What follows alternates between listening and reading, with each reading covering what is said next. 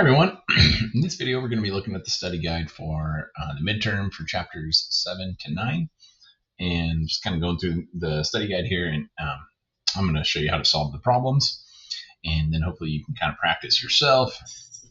And we'll be doing some of these practice problems in class as well. But if you really want to dial in your skills, I'm giving you this to be able to practice with. So, all right, just as a starting point, we have this first tab that shows just a bunch of general study, bunch of topics to make sure that you understand, for mostly for like the multiple choice part of the test. So as you're going through and studying your notes, etc., use those notes and other resources to be able to ensure that you understand how to answer all these questions. Okay, and then on to some of the work type problems.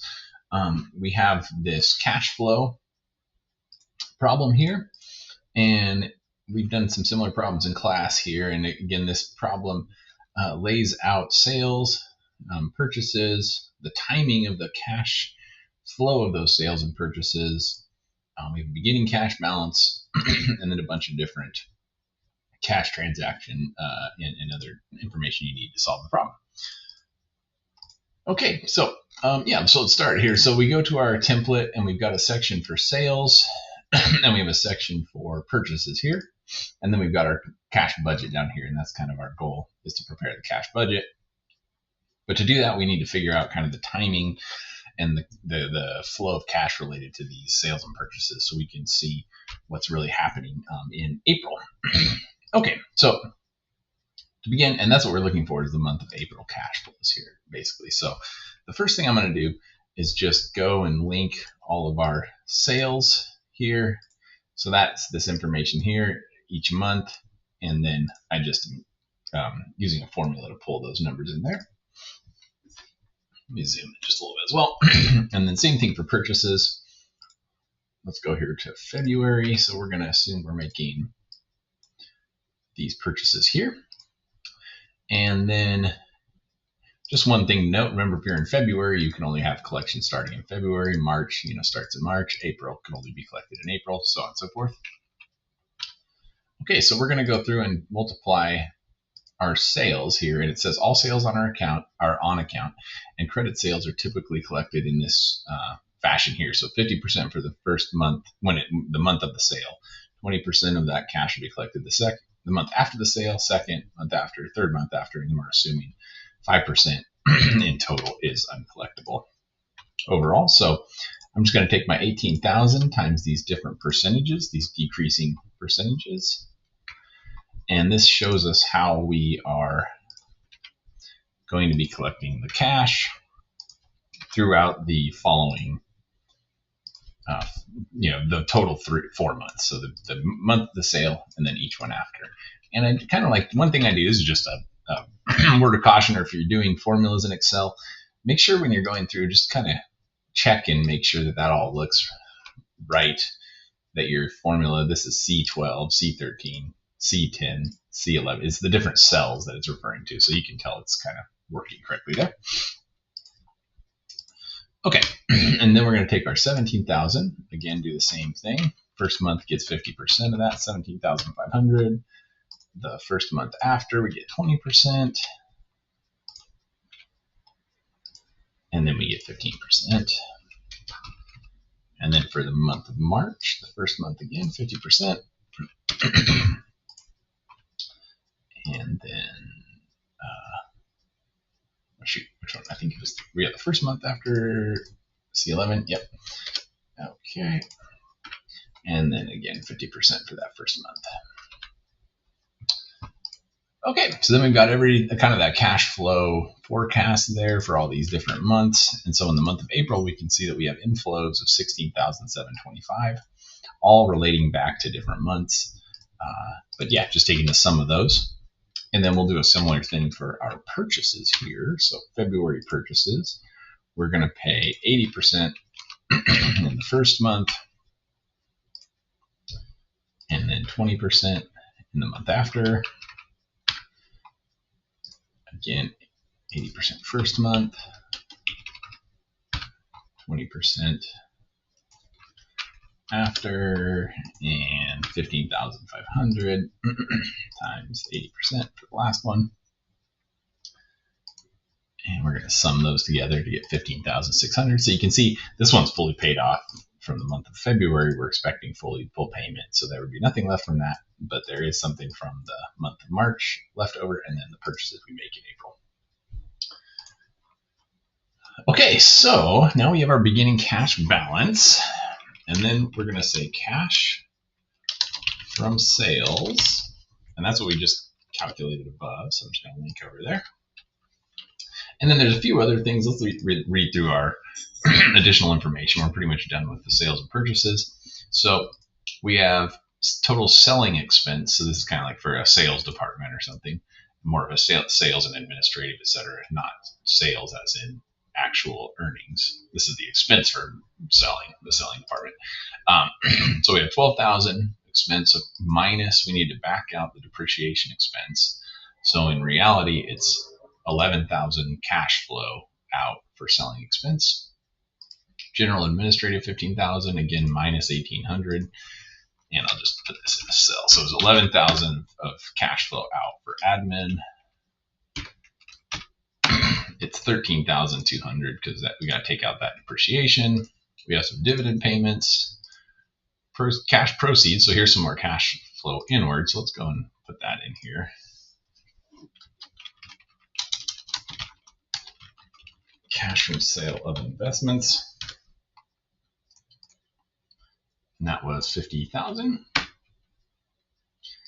and that's everything there. We have a credit line interest we need to pay, equipment purchase. Our balance on the first of the month was 25,000. We need to maintain a minimum balance of 65,000, and it tells us in the notes that if we can pay down this line as much as we can, we will do that. So we just need to see where we end up with cash and whether we have the available cash to be able to pay that down.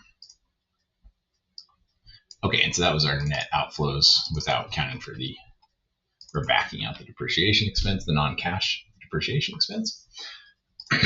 Okay, so, and our beginning cash balance, let's put that in. That was $80,000. And so our preliminary, or our cash available before cash outflows would be 146,725. And then let's do cash payments for purchases. That one's the one we calculated here, 15,600. And then we have selling expense. That was the first one we looked at, less the depreciation. So we're going to take this one, which again is the total minus the depreciation. Then we have general and administrative expense. And let's look again here because that included, that was 15,000. So take out the non-cash depreciation portion. Equipment purchase. And that was 15,600. Interest on loans. We had to pay some interest on our line of credit here. That's 750. And one thing left. What are we missing? Oh, dividend payments. We need that in there.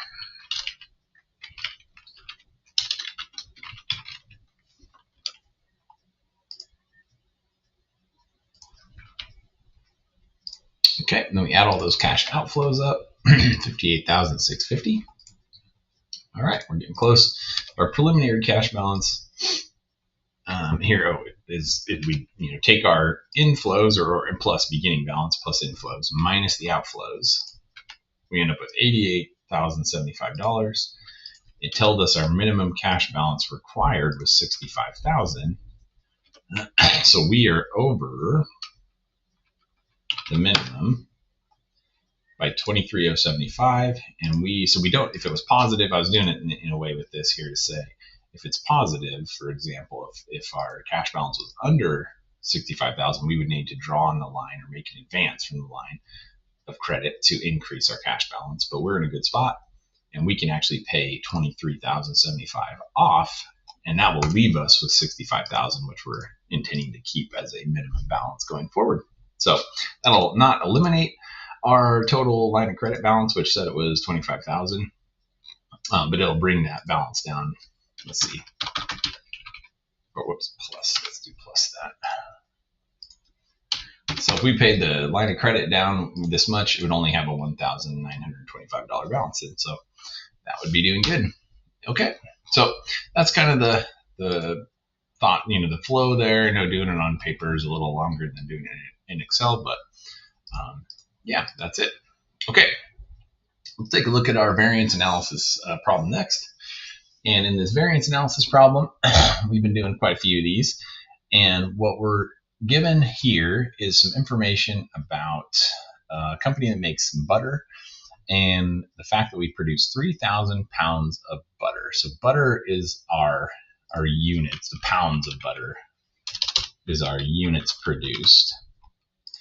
And so if you remember in these problems, first thing I like to do, and we're gonna analyze the price variance in the top portion and the quantity variance, or sorry, the price and quantity of materials up here, and then the labor efficiency and the labor price variance in the bottom portion down here. Okay, so the number of units is the same for all analyses. And here we're looking at the materials again, and it tells us we use 6,358 gallons of milk. Okay, so that's our actual quantity. And it took 3,851 labor hours, so that's our actual hours. The whole milk cost 15,085, so that's our actual total cost of raw materials, 15,805. And the labor costs 65,000. So I'm just kind of putting this all in as we go. I'm going to just sort of do both of the top and bottom portions together. Very similar equations, formulas and all that. Okay. Okay, and then we've got some standards down here. I think we have all the other information in. So the company standard says it should take 2.5 gallons of whole milk. So this is 2.5 gallons, and the standard price would be, we put that in per unit down there. We're going to multiply to get the total quantity here, but the standard price is $2.25 per gallon. Okay, and then if we were, so what we're going to say, and then let's do this down here. So total raw materials cost divided by quantity. So our actual price was $2.49. So you can already see we're a little bit higher than our standard price for actual. And our quantity is 2.12, so our quantity use is a little better than what we expected. Our price was higher, but we were more efficient. So we got some offsetting variances here. This one's going to be unfavorable, and this one will be favorable. Okay, so if we were producing 3,000 pounds of butter, and at the standard quantity, we would have used 75,000 gallons of milk. We only use 6,358. And what am I doing there? I did that wrong. Sorry. There we go. Our total cost of raw materials would have been 16,875, and we came in a little under with 15,805. Okay. So let's go ahead and put. Actually, let's do the bottom part now while we're kind of working through these things. So it tells us that the standard labor rate is $17, similar to what we did up there, but we're doing the labor, and it should take 1.25. And I'm just going to see these are both just formulas, and I'll do it again for you just in case you wanted to see it. So let's do this here.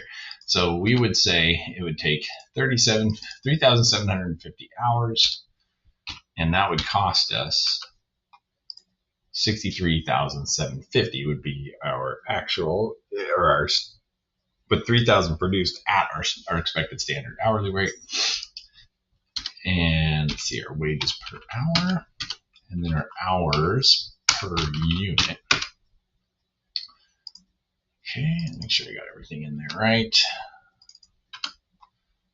That's that. Checking my formulas, make sure those all are good. Yep, that all makes sense. Okay, now we're going to say AQ, actual quantity times actual price, actual quantity times standard price. A little more space there. Oh, wait, what did I do? Actual. Oh, shoot. Yeah, not standard quantity. I messed that up. Let's redo that.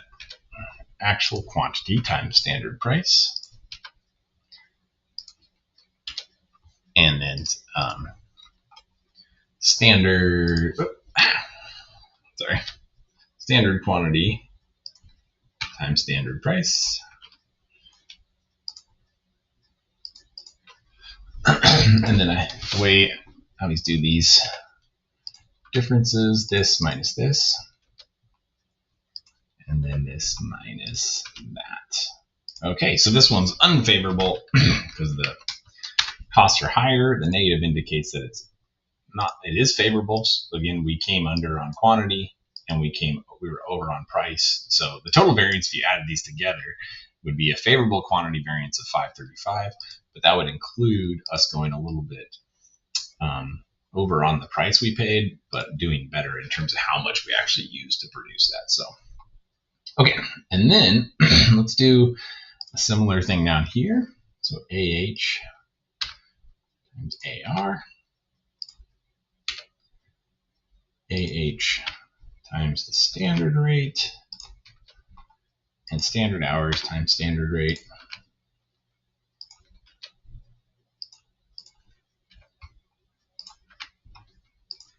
So favorable price variance, unfavorable efficiency variance. So you can kind of see that we were doing 1.28 hours per unit instead of 1.25, but we were able to only pay $16.88 on average per hour as opposed to 17. So again, this is favorable, unfavorable. And again, if we wanted to combine these to look at the sum of the two variances to say what's the overall variance, when you combine the labor and price, it's a negative, or it's an unfavorable $1,250 variance. And then these are the components of that it makes up. Okay, cool. Okay, let's look at our our flexible budget problem next here. So we've got some information, and then we've got this breakdown of our, zoom out a little bit, our financial. This is for us to put this into the CVP format, basically. Okay, so the first thing we want to do, this financial information above is showing what it costs or what our projections are at 150,000 units. And so we're just going to put this, we're going to reorganize this information essentially into, I'm just going to drag this down.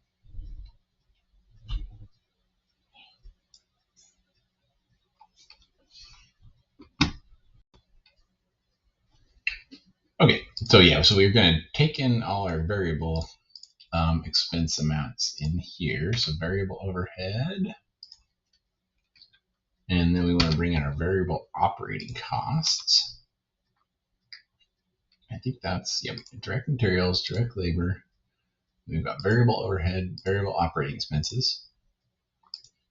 And then we want to put our fixed overhead and fixed operating expenses down here. So fixed overhead here and fixed operating expenses there. Add these all together. Remember, our contribution margin is sales minus variable costs. And then our income from operations will be our contribution margin minus our total fixed cost. So now we've kind of reorganized, you got the same income from operations. That's all we're doing is reorganizing this. And then at this point, we're able to come through and get a per unit amount here. I'm going to do my dollar signs here to lock in this cell because we're going to want to divide everything that's variable by the total of the units. So again, we're just dividing everything by the number of units. And then if we're going to bump that number of units up, we just take, again, lock in this cell now and multiply it by the per unit. So again, 180,000 times 5.33, 180,000 times 2, 180,000 times 1, and 180,000 times 1.67. Okay, and then we add all those up, we get 1.8 million. I'm just going to take my formulas over, it's a little easier. And it's 900,000 in contribution margin. And remember that our fixed is the same, it doesn't change. Depending on, as long as you're within that relevant range of operation, fixed is just fixed and it doesn't change at all, depending, no matter how much units, how high the unit numbers will, no matter what the unit numbers are. Okay, and then our contribution margin. So this is our flexed up budget. Again, the most important thing here, step one, just organize into the CVP format with the variable and contribution margin, etc. Then get a per unit, and then come back and use the new units to calculate those and just bring over your fixed costs. Okay, and then one little extra wrinkle here on this problem says if you had actual direct labor at 108,000, it would be 360,000. Our budgeted, it tells us, our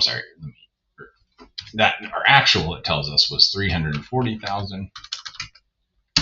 Our budget was at 180 was 360. And then we would say our actual minus our budget was under budget, so it was favorable. So there's different ways you could do this. You could have variances for each one of the columns over here and look at each one compared to what actuals were, etc. This one just asks about one specific type of expense, and it gives us the actual number here. And so then we can just compare it to what we expected for direct labor, and we were under budget basically on that, and so that makes us happy. All right, cool. Let's move on to this next tab. So on this tab, we're going to look at our looking at some budgeting problems here. And in these problems, they're pretty quick problems here, but they ask you to come up with, like in the first one, so a bunch of these kind of similar, little differences we'll look at in each one, but generally we're kind of looking at production budgets and saying, okay, if we have, or purchasing budgets, if we had a certain beginning balance, we desire to have a certain ending balance, we have a certain amount of sales we think are going to happen, so if that's our plan, what do we need to do in terms of purchases, etc., to accomplish that goal? Okay, so let's fill out our tables here. So it says 27, we have budgeted sales of 27,500, it tells us. Management wants to have 4,500s in inventory at the end. So in total, to accomplish this, we would need to purchase the combination of these 32,000, or have 32,000 on hand, essentially. So we would need to purchase this if we had 0 starting, but we have some starting. We have 5,500 to start. Okay, and so let's do it off the side here. So what our purchases would need to be in terms of units would be our sales, expected sales, plus desired ending minus the beginning. We would need to purchase 26,500 to be able to have 32,000 available for us to sell, and then also end up with that amount, basically, if things go according to plan. The one additional piece, so that's total purchases in units, but then this one asks if each widget that we're selling costs $4, what is the budgeted dollar amount of purchases that we're going to have to make? So if we're going to look at this from a dollar perspective, we're going to say we need to buy 26,500 units. Each one of those costs $4. So we just multiply those together, and it's going to be $106,000 is what I show there. Okay. Sorry, 1 second. I'm looking here to my answer key that I made. It has a couple little issues. There we go. Okay. But this all looks good. Okay, let's go to number 2.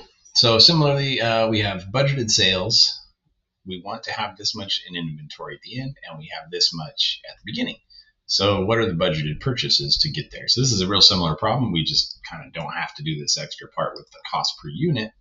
So our budgeted sales are 2,000 units. We want to have 1,230 at the end of the month, and we have 1,680 to start. So we can just do a formula here.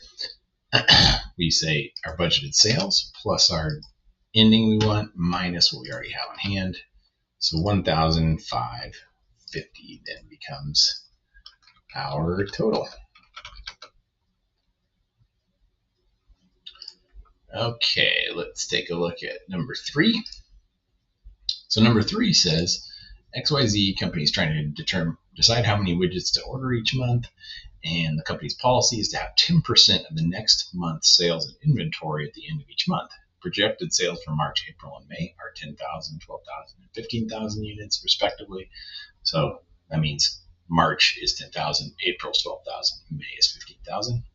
How many units must be purchased in March and April? Okay, so one way to kind of approach this problem is to, look month by month and just figure out, like we did for these other problems up here, what's going to be beginning, what's our units sold, and what are we having for ending. Okay. So it says projected units, it tells us are 10,000 for March, 12,000 for April, and 15,000 for May. Okay. And then it says we want to have 10% of the ending month of the next months. So 10% of 12,000 would be 1,200, and then 10% of 15,000 would be 1,500. So that's what we're shooting to have ending. And then the one little tricky thing you got to think about is if this is what we're doing, we're saying we're going to have 10% of the next month's sales, even though you can't see it here in the same way. We could tell that our beginning then would also be 10% of, because the ending of the prior month just becomes the beginning of the current month, right? And so you could figure out what the current month should be just by taking the current months, and putting in the 10% of that. So this is kind of the same as this. And if we saw January, February, it would look similar to something with ending units being 1,000 because Marches are expected to be 10,000. Okay. So then similarly, we can just carry down the ending becomes the beginning again. And then we kind of have all of our information here that we need. So how many units must be purchased in March and April? So in March, we're going to have the units sold plus the ending minus our beginning, and that would be 10,200. And then in April, we're going to have 12,000 sold plus 1,500 in ending minus beginning to get 12,300. So similar to this problem is just having to do some extra work to kind of figure all the variables out. Okay, number 4, XYZ forecast that November sales are going to be 3,000 units sold at a price of $8 per unit. And the desired ending inventory is 10% higher than the beginning inventory of 1,500 units. Total November sales in dollars are anticipated to be what? What are needed purchases in November? Okay, so let's go through here and kind of list out what we know. So it's $8 per unit, 3,000 units sold. So our total sales dollars is 24,000. And that basically answers this question. What is November sales in dollars expected to be? It's super basic math of just taking 3,000 times 8. And then our beginning units are 1,500, it tells us. We want our expected ending units to be 10% higher. So to get 10% more than what this is, we can times it by 1.1. And if you remember, it's kind of, if you multiply it by 0.10, that would be 10%. But adding the 1 in there just gives us the 1,500, and then 1.1 takes 10% higher than that, so 1,650. So 150 would be 10%. If you do 1.1, it's going to take the beginning and add on that 150, so 1,650. Units sold, 3,000. So again, how many purchases do we need? Same thing we've been doing in each one of these. The sold plus the ending minus what's already on hand at the beginning. So 3150 would be our need there. Okay, cool. All right, the next problem we're going to look at is a departmental allocations problem. And in this one, we have two departments. Department A has 300 employees and occupies 22,000 square feet. Department B has 200 employees and occupies 18,000 square feet. Indirect costs for the current period follow: administrative 160,000 and maintenance 200,000. So we have two different pools of indirect costs. And then the costs are allocated based on the number of workers. The admin costs and the maintenance costs are allocated based on square footage. And so the question asks, what is the amount of administrative cost allocated to Department B? Okay, so the first thing we want to do when we're doing these allocations is basically look at what's our allocation base, and it's got the kind of breakdown here. And we want to take the total of those things. So for this one, number of employees, Department A has 300, Department B has 200. It just tells us that. The total of those together is 500. And then if we go through and get the percentage of the total there, for each of those, it comes out to 60-40. You can kind of see that. And then Department A has 22,000 square feet and Department B has 18,000 square feet. I'm going to just copy this same formula. Oh, that didn't work. Oh, missing something. I'll put the totals in here. Okay. Oh, that's funny looking. Okay. There we go. So then we've got 22,000 square feet is 55% of the total, and then 45% is the Department B. Okay. So now we know the percentages that these total costs are going to be allocated on, and how we're going to do that. So as I mentioned, our total admin costs are 160,000 and our total maintenance costs are 200,000. So this is just kind of laying all the information out that we were provided. And then what we're going to do is we're going to go up and say 60% of that 160,000 is going to go to Department A because they have 60% of the employees. And then 40% is going to go to Department B. And then there's a place to do the total just to make sure that the allocated amount adds up to the pre-allocated total, so you're not messing something up with the math there. And then we're going to do something very similar. Total maintenance costs, divide those out by the percentages for each department. And so you can see that more of the costs go to Department A, as you'd expect. And same thing with the employees, because they have more employees and more square footage. So this is, I did this template. I thought this is a nice way to present it. You might have to kind of use just not have a template in front of you on the test, for example, but make sure that you understand sort of the basic concepts of just adding bases, getting the total, finding the percentage, and then just multiplying that specific department's percentage by that total to allocate that portion. Okay, so next problem here, contribution to overhead. And in the contribution to overhead, these problems are pretty simple, so I just wanted to have a few different ones for y'all to look at. And just to know that, remember that contribution to overhead is our gross profit, or sales minus cost of sales, minus our direct costs. So in the first example here, we have sales minus cost of sales minus direct. Here we've got sales minus the cost of sales, and we just have to, this one was summarized and easy to see. These ones we have to kind of look through, make sure we're picking out the direct costs.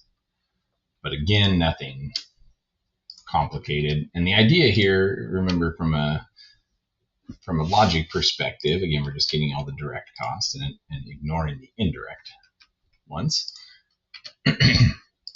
So again, the logic here is that we're looking at different departments and trying to figure out how much net income essentially is a specific department producing before we consider the indirect costs that all of the departments have to bear. And so as long as those departments are producing some income and they're helping cover the rest of the costs of running the business, that's kind of a baseline for what you want to see in a given department. If the department's losing money, before even considering some of the allocations, that's usually not a good thing. And so that's what we're going to look at here a little bit in this last problem. And this problem just kind of combines the things that we just did on these other problems, kind of from chapter 9 type stuff into one problem. So let's kind of just go through this here. And in the problem, it says we have two departments, A and B again. Department A has 5 employees. Department B has 3. So I'm just going to start filling this out. Department A occupies 7,000 square feet. Department B occupies 4,500.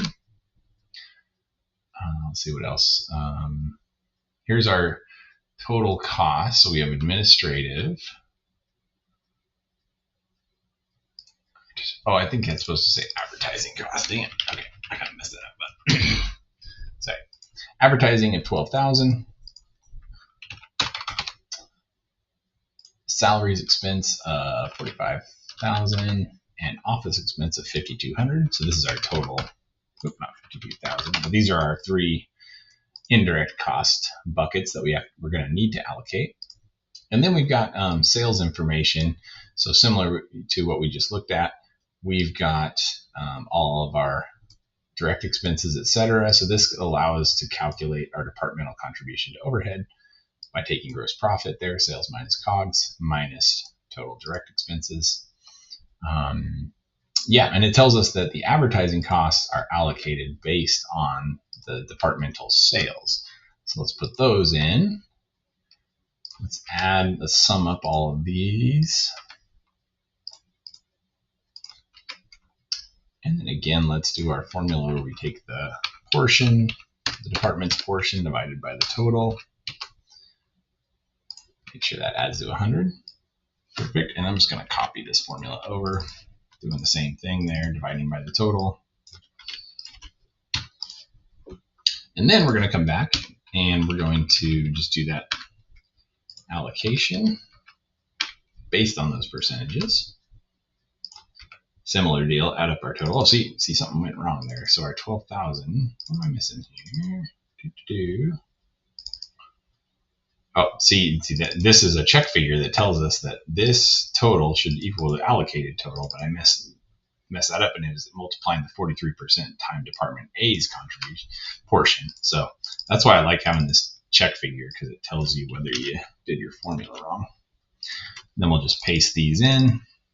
The formulas basically do the same thing on all those. And yeah, now we match up. And you could even, like, one thing in the real world, having little check figures like that would not be 0 if it was wrong is a quick way to just look and make sure that your Excel spreadsheet is not having some errors in it. But now we've got all our information. So what we need to do is to calculate departmental contribution to overhead and then the departmental net income. Okay, and there's a place to kind of put all this in here. So department contribution to overhead, again, is our sales minus our COGS. It's just like what we did in the last problem, minus our total direct expenses. Uh-oh, so we have a negative. That's kind of a red flag for Department A. Oh, good. Department B is positive. So then we have to consider our total allocated costs. So these are all of Department A's costs. So add all 3 of those. And then Department B's allocated costs. Add all 3 of those. 62,600, which again is just making sure our totals are all going through right. Okay. Now we take our departmental contribution to overhead minus our allocated indirect costs. So you can see a pretty big loss, net loss for Department A, and net income for Department B.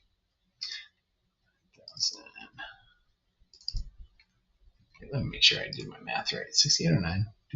Did I say 45,000, 12,000?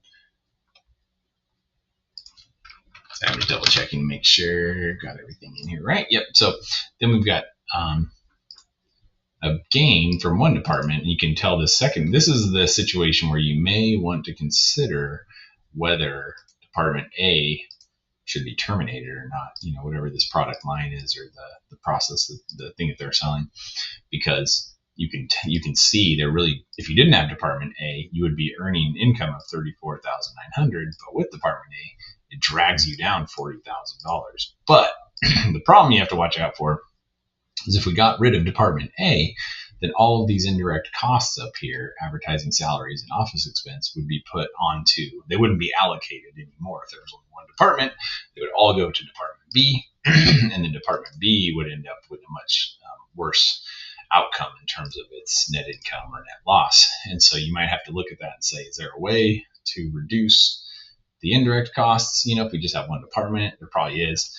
And the first question though to ask is there a way that we can get Department A to, you know, bring up their sales and reduce expenses? How can we make them be more efficient and just get them into a position where they're actually producing some positive contribution to overhead, which is what we'd prefer probably, unless this is just a dying business line that's eventually going to be going away for some reason anyway, or something like that. So anyway, just, you know, decision-making tools, and hopefully that all makes sense. So like I said at the beginning of the video, we've been doing this in class, we've been practicing these problems, but if you have a chance to go back and study these yourself, watch the video, make sure you know how to do these problems and are comfortable with all the analysis techniques in these examples, and you study your notes and other resources, and make sure that you can have an idea of all of these topics and how to answer questions related to those, then you should be in excellent shape